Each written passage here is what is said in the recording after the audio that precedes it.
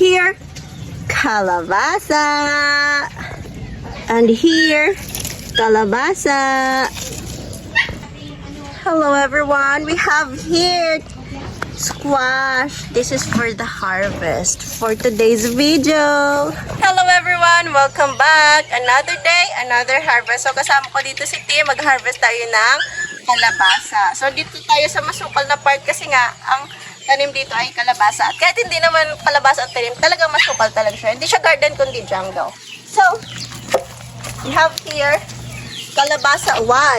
Ayan, o diba? Very nice. Tingnan natin. Tim, sama ka? Baka maputol yung buntot mo.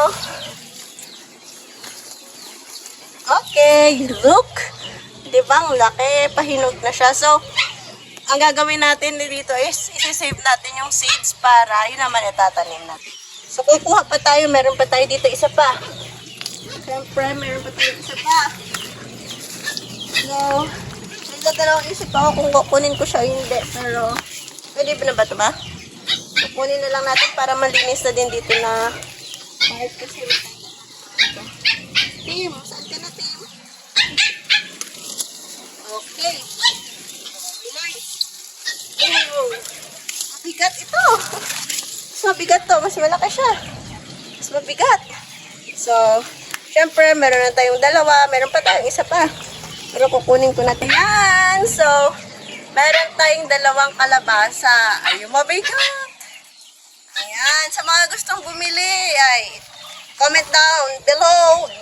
Down na below pa. Ayan guys, nabutan na nga tayo ng dilim. So, nagpailaw na ako ng ating iwag. So, meron na tayo. Ito yung pinakamaliit. Ito yung last na harvest sa ganito na klase ng kalabasa natin. So, ito pang-4 or pang-5 ko na harvest dito. Sa ganitong kalabasa. Parang hindi pa siya masyado matanda or matanda na. Medyo nag-yellow na rin. So, ayan. O, diba? Pang 2 bulang lang na ito. So, libre lang kasi may garden. Kaya kayo guys, kung mayroong chance, magtanim din kayo para may ma-harvest din kayo. At saka may ma-save kayo sa pagbili ng mga gulay.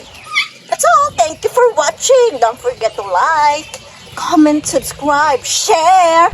Ito na guys yung na-harvest natin. So, meron tayo dito 3 kalabasa and 2 okra. And ito, matagal-tagal na yan na-harvest. So, yan.